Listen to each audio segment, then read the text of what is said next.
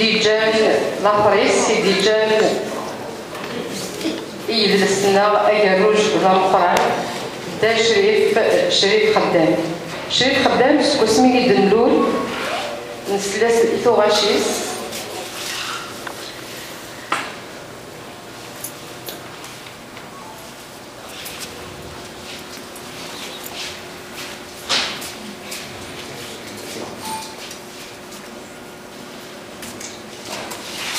أول دينا ما تكلمات نتخيط سوسني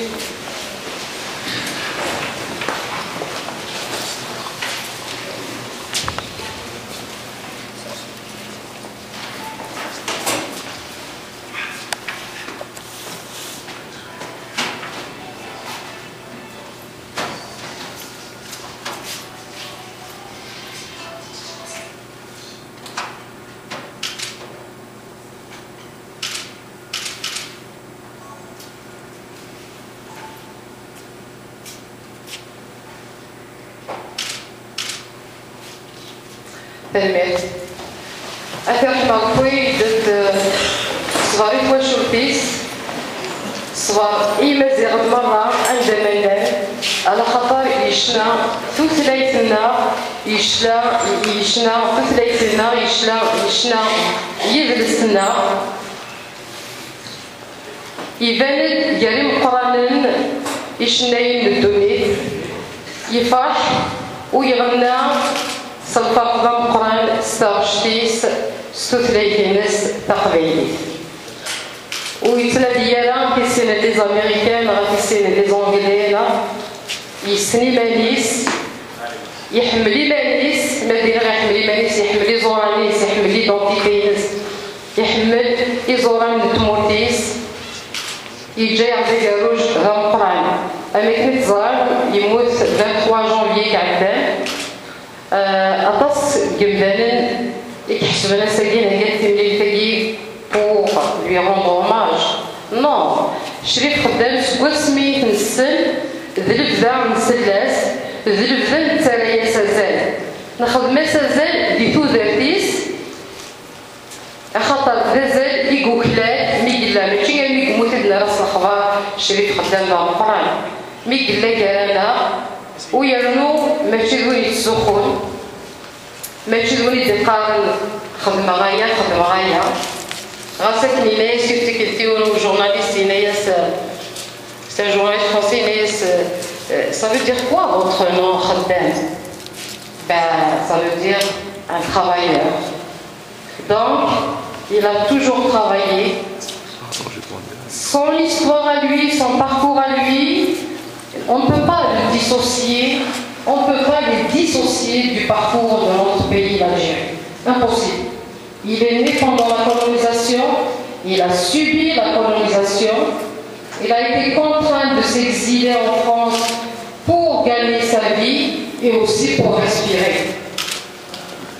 C'est-à-dire, chez Khaddam, très jeune, une fois qu'il ait fini ses études coraniques en Kabylie, il est venu à Alger.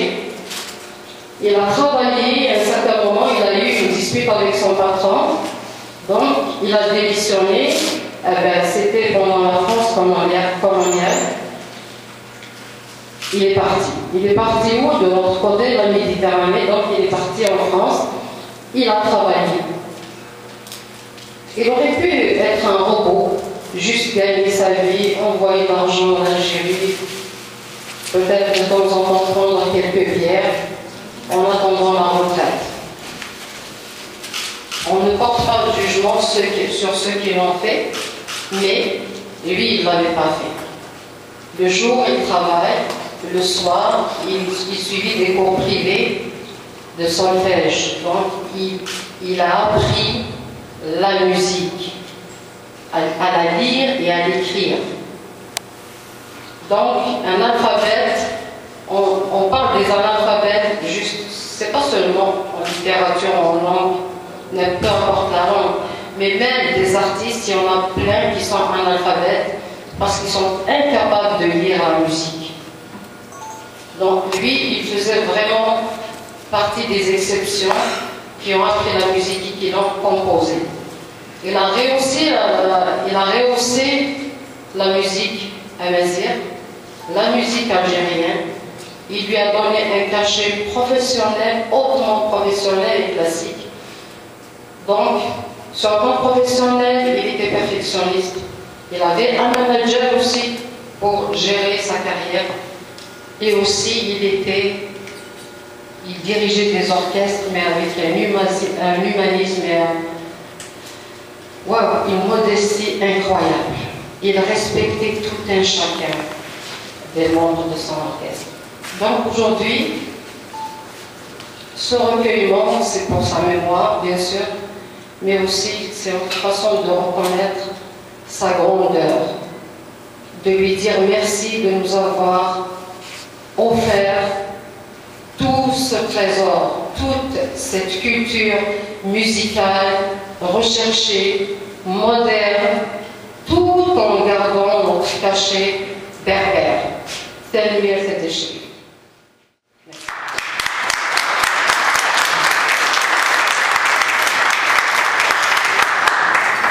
Al-Hassan Ziani, c'est un poète. Il a un parcours politique kafkaïen. On ne va pas parler de ça aujourd'hui, mais on va parler de l'homme qui a écrit la chanson Férouzé, la femme, la jeune femme, chantée par Flaoui. C'est vraiment un chef-d'œuvre de notre terroir kabyle et berbère. Donc lui, il est mieux placé que moi pour parler d'un artiste, parce qu'il est artiste lui aussi. Donc je lui laisse la parole.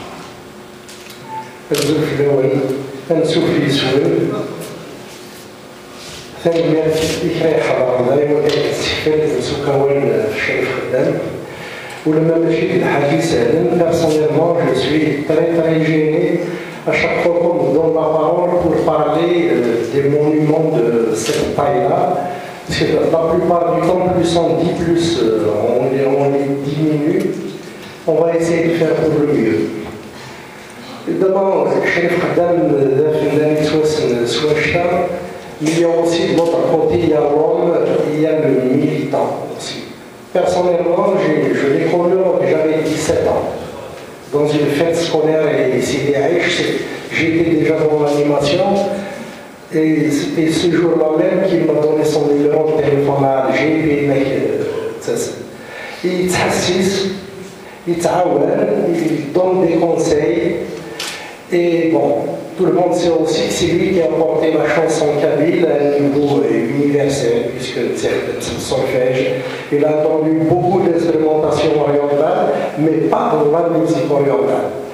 Et vers la fin, il a entendu aussi l'instrumentation occidentale avec ses anciens élèves, Abdelrahman Medjed et tout ça. Bon, personnellement, comme je vous l'ai dit, je suis très ému. Je ne sais pas si je pourrais vraiment dire beaucoup de choses, parce qu'on n'en dira jamais assez. Je vais par contre vous lire un petit mot, j'ai essayé de résumer ça dans un petit papier. Mais avant ça, en fait, faire de Jamil Azghari, c'est pas l'hommage. Effectivement, c'est pas ça l'hommage à Chérif Khaddam. Au départ, on allait effectivement faire quelque chose pour maintenant, ces jours-ci.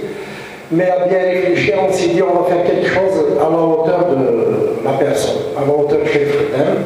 Donc on va prendre un peu de temps, mais on va faire une grande gala où il ne sera chanté que du Chérif Khaddam et on ramènera les meilleurs qu'on a. Autant ici, s'il le faut même, on va aller les chercher